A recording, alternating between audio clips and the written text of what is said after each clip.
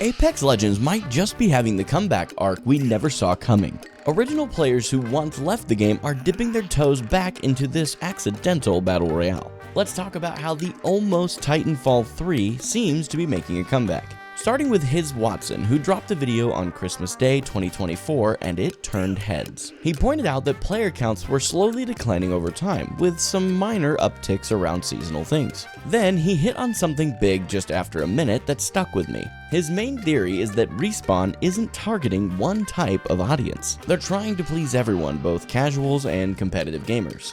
It's backfiring in multiple directions, but mostly downward in the player count. The lack of direction makes it hard to retain any player long term. It's a valid criticism, especially from a pro who loves the game. And the fact that Watson still cares enough to comment on this shows that the community is not apathetic. There's frustration, sure, but there's still passion, and that is a promising sign. Side note, I don't understand how I keep falling in love with games that are, in quotes, fun. Between Overwatch 2 and Apex Legends, I feel like I'd spend more time defending them than actually playing the game. Anyways, even Asu came back after allegedly being away about a year, and he looked like he enjoyed himself significantly. He was smiling, hitting shots, and sliding around like it was 2019 all over again. This wasn't a one-off sponsored thing either. He genuinely seemed locked in. Obviously, he does not need to be locked in to win because he's just the GOAT. But when OG Apex players start logging back in, people like me notice. His return seemed to help send a signal. Maybe Apex deserves another shot. He played Ashe, as I recall, and his movement was crisp as ever. Watching him drop squads with any gun he found felt like old school Apex magic. Even more surprising is that he kept playing in the days that followed. When top tier players stay longer than one content cycle, this is a very good sign.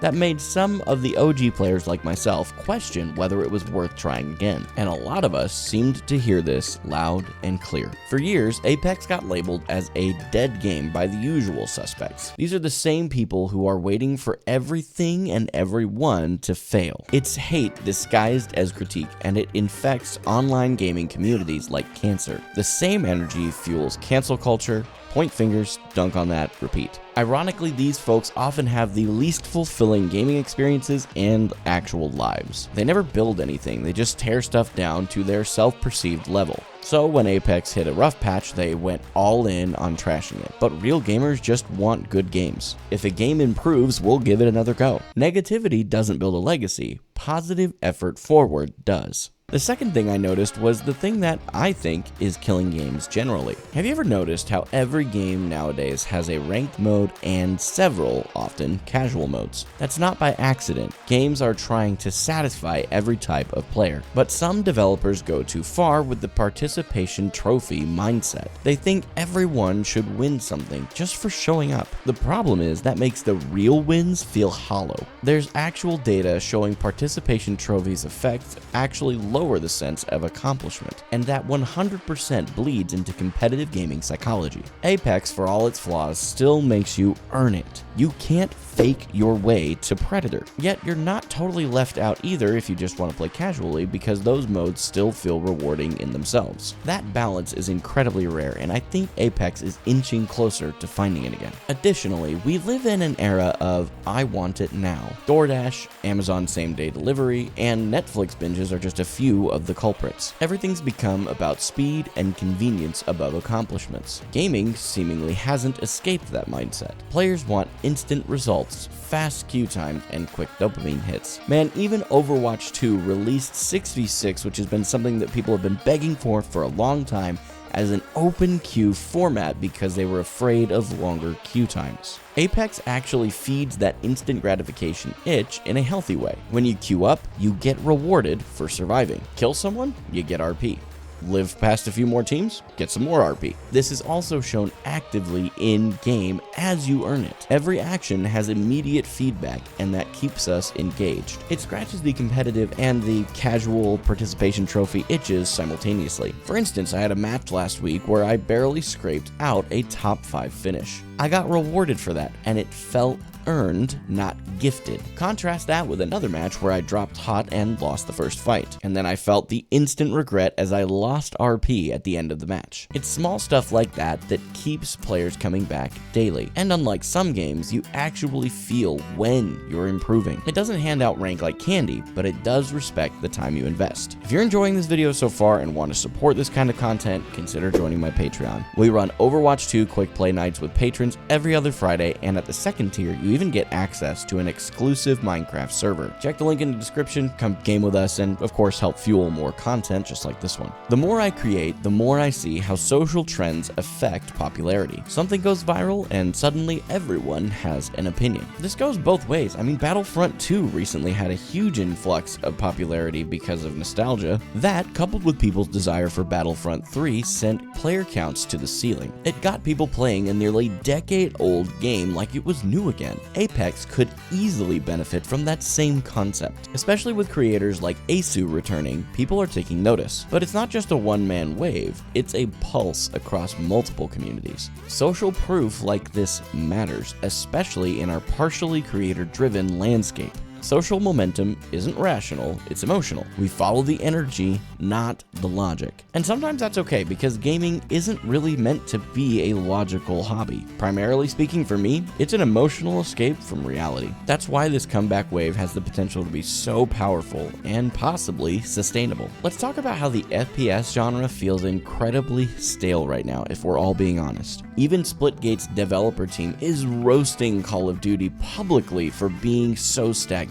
New games are dropping, but most can't hold a steady player base. Even Marvel Rivals recently is starting to crumble under the weight of some serious toxicity. Even prominent figures like Ninja dipped out recently, citing those toxicity issues. The other issue for Rivals, at least for me, is their ranked system, which kind of goes back to what we were talking about earlier. Marvel Rivals gives out rank like Oprah hands out cars. It was a business move, but it crushed competitive integrity. Players like myself need that challenge to stay hooked. So we start looking elsewhere, and Apex for me checks a lot of those boxes. I've started to remember how good the game used to feel. You boot it back up and some of that magic is still there. It fills that void that is left while other games are fumbling. Obviously, Marvel Rivals isn't a direct competitor to Apex, but I think you're smart enough to realize what I'm saying. In Apex, I peaked Platinum back in Season 9. Nothing crazy, but I was locked in for where my skill was at the time. Since then, my aim has massively improved through other FPS titles. Apex itself is very aim intensive, so that growth helped a ton. As for instance, learning Overwatch 2 also helped me position better and take advantage of high ground. Although I guess I could have learned that lesson a long time ago if I had just paid attention to Star Wars Episode 3, Revenge of the Sith, my poor boy Anakin. It's over, Anakin! I have the high ground! Anyway, that all carries over beautifully into Apex gameplay.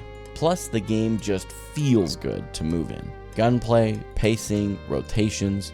Apex is smooth in a way that most games aren't. I even played some Warzone offline recently, and the movement felt like I was stuck in molasses. At one point in my past, I tried Valorant, and while the game itself is okay, the pace is way slower and more methodical. Apex seems to hit that sweet spot between control and chaos. You're not slowed by clunky animations or an overbearing UI, just fast, fluid gunfights and team synergy. It rewards smart decisions, not just flick shots. And the legends are still some of the best designs in gaming. Each one feels unique, but grounded in balance. I also love that this game still taps into that battle royale tension. It reminds me of the Hunger Games every single match. You land, you loot, and may the odds be ever in your favor. Winning isn't luck, it's who can perform an execution the fastest. And for a competitor like me, that is incredibly addicting. Even with my focus being primarily on Overwatch right now, Apex keeps pulling me back. It's just that good when it's working. Listen, if you made it this far, I appreciate you more than you may realize. And if you want to see what Apex started to feel like when Pathfinder's cooldown for his grapple